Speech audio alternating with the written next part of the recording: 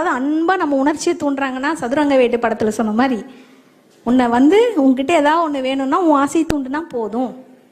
அந்த தெளிவு நமக்கு வேணும். நிறைய டைமை வேஸ்ட் பண்ணியாச்சு. திடீர்னு இன்டர்வியூ போனோன்னா எப்படியோ நான் செலக்ட் ஆகணும், ப்ரிப்பேர் ஆகிற டைம் எல்லாம் விட்டாச்சு. அங்கே போய் உட்காரோம், பதட்டம், பயம். ஏன் அந்த பயம் வருது தெரியுமா? காலத்தை வீணடித்தவங்களுக்கு மட்டும்தான் பயம் வரும். காலத்தை வீணடிக்காதவங்க எதுக்குமே பயப்பட மாட்டாங்க. போய் உட்காருவாங்க, தைரியமாக அதை ஃபேஸ் பண்ணுவாங்க. இங்கே நிறைய யங்ஸ்டர்ஸ் எல்லாம் எதிர்காலத்தை நினைத்து பயம், பெரியவங்கெல்லாம் கடந்த காலத்தை நினைத்து பயம். ஆனால் பாருங்கள், குழந்தைங்க எந்த காலத்தையும் நினச்சி கவலையெல்லாம் விளையாண்டுட்டு இருக்காங்க. ஏன்னா அவங்க நிகழ்காலத்தில் இருக்காங்க. நிகழ்காலத்தில் இருக்கிறது தான் இங்கே கான்செப்ட். என் மனம் பின்னாடி நான் கடந்த காலம் பின்னாடி ஓடுறேன்னா, எதிர்கால பயத்தில் இருக்கேன்னா, எதிர்காலம் பற்றி திட்ட போடுறேன்னா, எல்லாத்தையும் கவனிங்க. அதில் ரிஜெக்ட் பண்ணுங்க. இதெல்லாம் தேவையில்லை, இதெல்லாம் இல்லை, இது ஓகே, இதை எடுத்துக்கலாம், இது ஃபிக்ஸ் பண்ணிக்கலாம். நீங்கள் முடிவெடுக்கிறவங்களா இருக்கணும். உங்கள் மனம் முடிவெடுக்கக்கூடிய ஆற்றலை மனதிலும் கொடுக்காதீங்க. அது இன்ஃப்ளூயன்ஸ் ஆகி தான் முடிவெடுக்கும். ஸோ இந்த தெளிவு நமக்கு வேணும். ஞானிகள், மகான்கள் அவங்களாம் நீங்கள் இங்கே முக்கியமாக நம்ம புரிஞ்சுக்க வேண்டிய ஒரு விஷயம் என்னென்னா, நான் முடிக்கணுமோ எல்லாம் நெளிறீங்க. சரி, ஓகே, ஒரு விஷயத்தோட நான் முடிச்சுக்கிறேன்.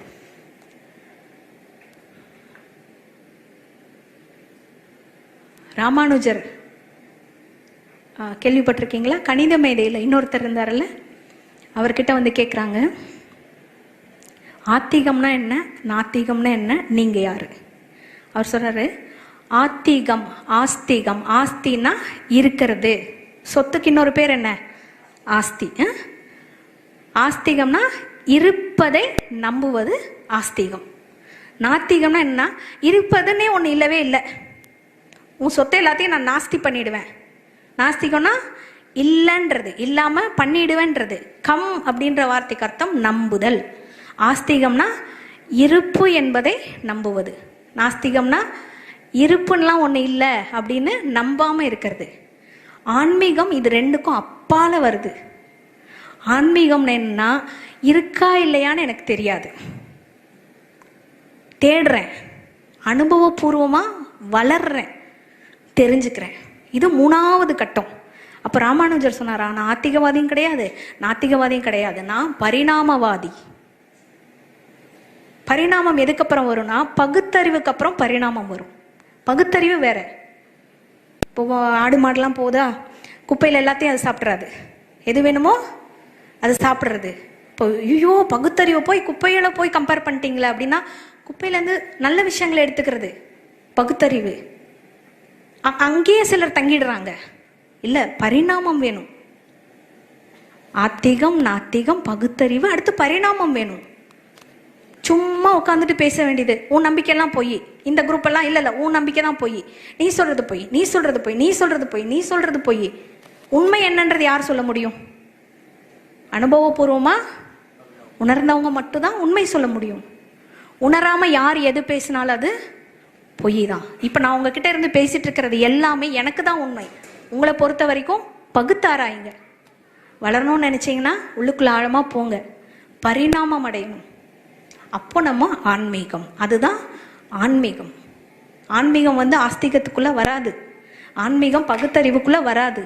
ஆன்மீகம் பகுத்தறிவை தாண்டி பரிணாமத்துல வரும். இப்போ இந்த மகான்கள் எல்லாம் நீ இருக்குன்னு நம்ப சொல்ல மாட்டாங்க, இல்லைன்னு சொல்ல மாட்டாங்க. ஏன்னா இந்த கூட்டத்தையும் நான் ஹர்ட் பண்ண மாட்டேன், அந்த கூட்டத்தையும் நான் ஹர்ட் பண்ண மாட்டேன். அதனால நான் என்ன ஆயிடுறேன்னா, மௌனமா ஆயிடுறேன். மௌனி ஆயிட்டாங்க, பேசல. யாராவது இதையெல்லாம் கடந்து உண்மை தெரிஞ்சுக்கணும்னு வருவாங்கல்ல, அவங்களுக்காக நான் பேசிட்டு போறேன்னு சில விஷயங்களை பேசிட்டு போனாங்க.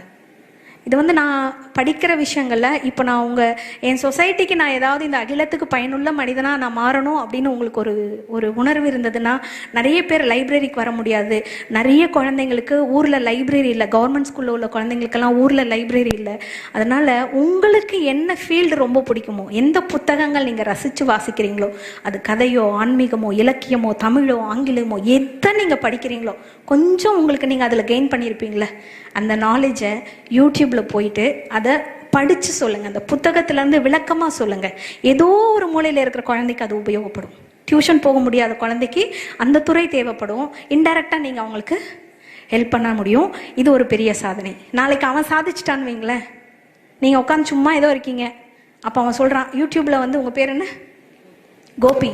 உங்களோட ஃபீல்டு, உங்களுக்கு பிடிச்ச ஃபீல்டு என்ன? மெக்கானிக். மெக்கானிக்கில் சாதித்த ஒரு பையன், கோபி வந்து பேப்பர் படிக்கிறாரு இல்லை நியூஸ் பார்க்குறாரு. அப்போ எங்கேயோ சாதிச்ச ஒரு பையன் டிவியில் வந்து சொல்கிறான், என் சாதனைக்கு காரணம் வந்து யூடியூப்பில் கோபின்னு ஒரு அண்ணா மெக்கானிக்கல் பற்றி ரொம்ப சுலபமாக புரிகிற மாதிரி சொல்லி கொடுத்தாரு. கிளாஸில் வந்து அந்த இங்கிலீஷில் சொன்னாங்க, எனக்கு புரியல, அந்த அண்ணா சொன்ன வீடியோ பார்த்தேன், எனக்கு நல்லா புரிஞ்சிருச்சு, அதனால தான் நான் அச்சீவ் பண்ணேன்னு சொன்னார். பாருங்கள், இன்டெரக்டாக நீங்கள் சாதிச்சிட்டிங்கன்னு அர்த்தம். நம்மளே நம்ம சாதிக்கணும்னு அவசியம் இல்லை, நம்ம மூலமாக யாராவது சாதிச்சாங்கன்னா அது மிகப்பெரிய சாதனை. அப்போது இங்கே ஏன் நான் ப்ரூவ் பண்ணிக்கணும் அப்படின்னா, இங்கே மறைமுகமாக இருக்கிற உண்மை என்னன்னா, எக்ஸ்பயர் ஆகிடும் இந்த பாடி. பிறப்புலையே ஸ்டாம்ப் ஆயிடுச்சு, இறப்புன்றது ஸ்டாம்ப் ஆயிடுச்சு. ஸோ எக்ஸ்பயர் ஆகிறதுக்கு முன்னாடி என்னுடைய தனித்துவத்தை நான் எக்ஸ்பிரஸ் பண்ணிட்டு ஒரு அடையாளத்தை விட்டுட்டு போகணும்னு நினைக்குது என்னுடைய மனம். அதுக்கு பல வழியில் ட்ரை பண்ணுது, கல்வியில், குடும்பமில், தொழிலன்னு ட்ரை பண்ணுது. யாரோ ஒருத்தங்களுக்கு ஏதோ ஒரு விதத்தில் உங்களுக்கு தெரிஞ்ச கலையை நீங்கள் சொல்லி கொடுத்தீங்கன்னா, அதனால் ஒருத்தன் சாதிச்சிட்டான்னா, ஒன்றுமே பண்ணாமல் சும்மா உட்காந்துட்டு அதுக்கான சுவையை நீங்கள் அனுபவிச்சு தான் ஆகிடும். எனக்கு தான் நான் பயனாக இருக்கணும்னு அவசியம் இல்லை. இந்த தண்ணி இதுக்கு அது பயன்படுதா? என்னைக்காவது தண்ணி குடிச்சுக்குச்சா? ஆனால் எல்லாருக்கும் இது தாகம் போக்குது. இப்போ எனக்கு தான் நான் பயனாக இருக்கணும்னு இல்லை, என்னால் யாராவது பயன்படுறாங்களா? நான் இல்லைன்னா யாராவது வாழ முடியலையா? அப்போ இது ரொம்ப யுனிக், தனித்துவம் வாய்ந்தது. அந்த மாதிரி நம்மளுடைய அனுபவத்தை, மெச்சூரிட்டியை, ஞானத்தை நம்ம வளர்த்துக்கும் போது, அடுத்தவங்களுக்கு பக்கத்து இலைக்கு பாயசம் கேட்கும்போது நம்ம இலையில கொஞ்சம் நம்ம ஊற்றிக்க மாட்டோமா? அடுத்தவங்களுக்கு சாதிக்கிறதுக்கு வழிகாட்டும் போது கட்டாயமாக நம்மளும் சாதிக்கிறதுக்கான வாய்ப்பு இருக்குது. எங்கே லேக் ஆகிட்டோம்னா, எங்கே டயர்ட் ஆகிடுதுன்னா, எங்கே புக் எடுத்தால் தூக்கம் வந்துடுதுன்னா, நமக்குன்னு நம்ம செய்யும்போது தான் நமக்கு அதாகும். ஒரு வீட்டில் ஹவுஸ் ஒய்ஃப் பாருங்கள், வீட்டில் எல்லாரும் ஊருக்கு போயிட்டாங்கன்னா சமைக்க மாட்டாங்க, சமைக்க தோணாது. எனக்கு போய் நான் என்ன செஞ்சு சாப்பிட்டுக்கிறது? அடுத்தவங்களுக்குன்னு இருக்கும்போது மட்டும்தான் நம்ம யோசிப்போம், வளருவோம், வாய்ப்பு தேடுவோம். இல்லைன்னா நம்ம அந்த ஆர்வம் நமக்குள்ளே வராது. ஏன்னா மற்றவங்க பாராட்டணும்னு தானே எதிர்பார்க்குறோம். அப்போ மற்றவங்களுக்கு உபயோகமாக ஆனால் தானே மற்றவங்க பாராட்டுவாங்க, சும்மா பாராட்ட முடியுமா? அப்போ மற்றவங்களுக்கு உபயோகமாக நம்ம மாறும்போது இதுக்கு வாய்ப்பு இருக்குது. ஸோ லைப்ரரி முடிகிற டைம் ஆயிடுச்சுன்னு சொல்லி எனக்கு துண்டு சீட்டு வந்துடுச்சு, இதோட நான் முடிச்சுக்கிறேன். கேள்வி சொல்லுங்கள்.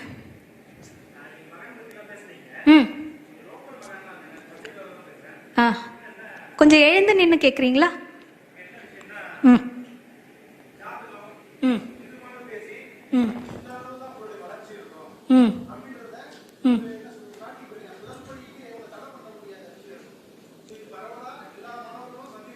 ஆமாம்.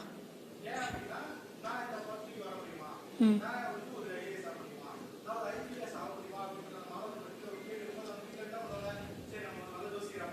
ம்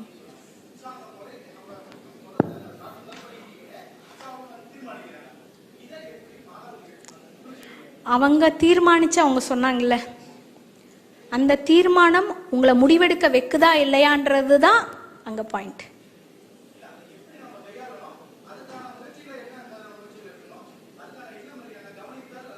ஒரு விஷயத்தை நம்ம அடைவதற்கு தகுதியானவனாக இருந்தால் அதை தடுப்பதற்கு இந்த பிரபஞ்சத்தில் எந்த ஆற்றலாலும் முடியாது, சுவாமி விவேகானந்தர் சொன்னது. இப்போ எனக்கு ரீசெண்டா நான் சொல்றேன் பாருங்க.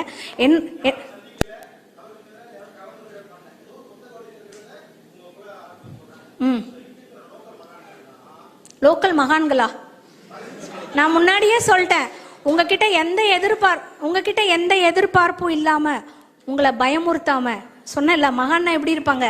உன் நம்பிக்கையும் நான் அழிக்க மாட்டேன், ஹர்ட் பண்ண மாட்டேன், உன் நம்பிக்கையும் நான் அழிக்க மாட்டேன், ஹர்ட் பண்ண மாட்டேன், அமைதியா இருந்துக்கிறேன். அவங்க மகான். சரி சரி.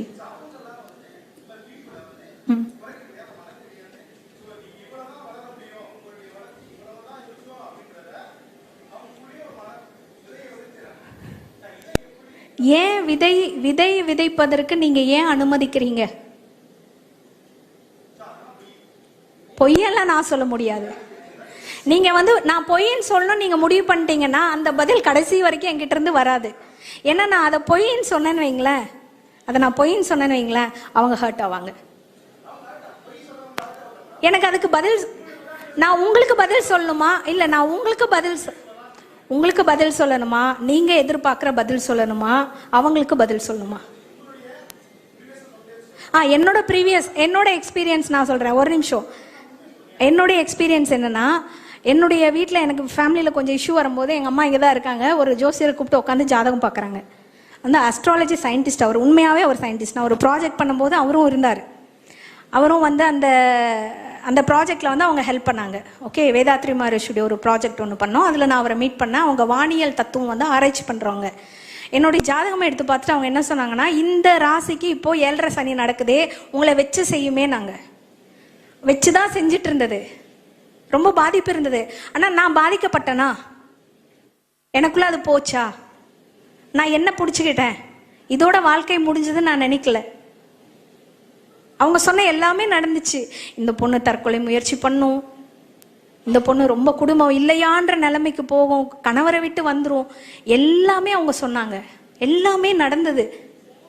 நான் ப்ராக்டிக்கல் என்னுடைய விஷயத்துல இருந்து தானே சொல்லணும். நீங்க பார்த்த ஜோசியர் யாருன்னு எனக்கு தெரியாது. நான் பார்த்த ஜோசியர் அப்படி சொன்னபோது இவ்வளோ விஷயங்களெல்லாம் நடக்கும்னு அவங்க சொன்னாங்க.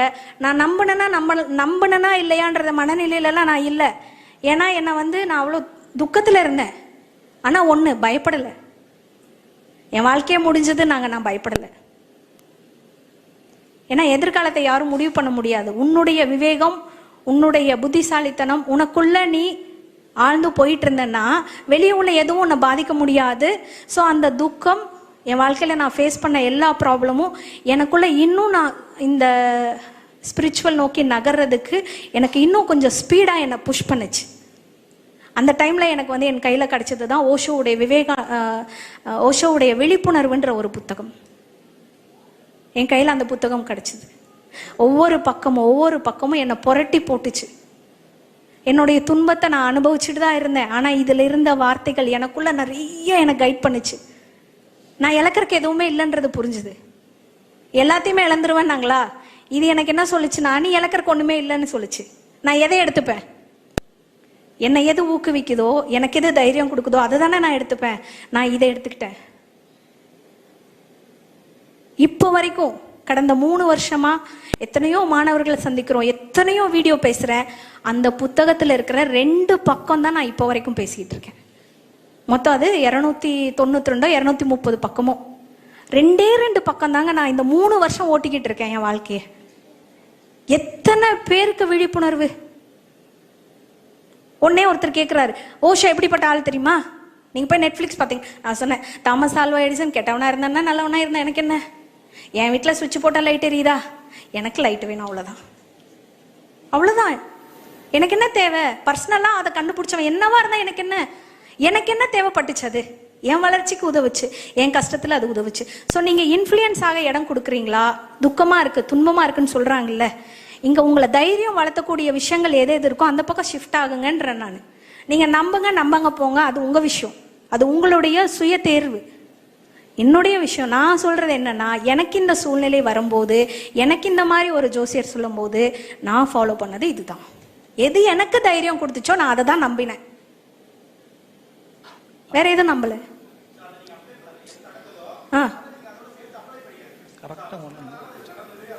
இல்ல, அந்த தாட்டுக்கெல்லாம் இடம் கொடுக்கல. ஆமா, அவ்வளவுதான்.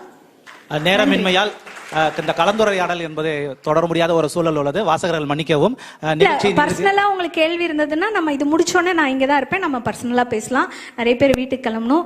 இன்னொரு முக்கியமான விஷயம், நான் யூடியூப்ல வந்து இந்த பொன்மாலை பொழுது வீடியோஸ் பார்க்கும் போதெல்லாம் ரொம்ப பிரமிச்சிருக்கேன். ரொம்ப பெரிய ஆட்கள்லாம் அதில் பேசுவாங்க, நிறைய விஷயம் நான் கற்றுக்கிட்டேன். இங்கே வந்து என்னை பேச கூப்பிட்டுருக்காங்கன்றது எனக்கு ஒரு இன்ப அதிர்ச்சி. அதுக்கு நான் தகுதியானவளா இல்லையான்னு எனக்கு தெரியாது, நான் என்ன பேசியிருக்கேன் என்னன்றது எனக்கு புரியல. பட் இந்த வாய்ப்பை கொடுத்ததற்கு உங்களுக்கு ரொம்ப ரொம்ப நன்றி.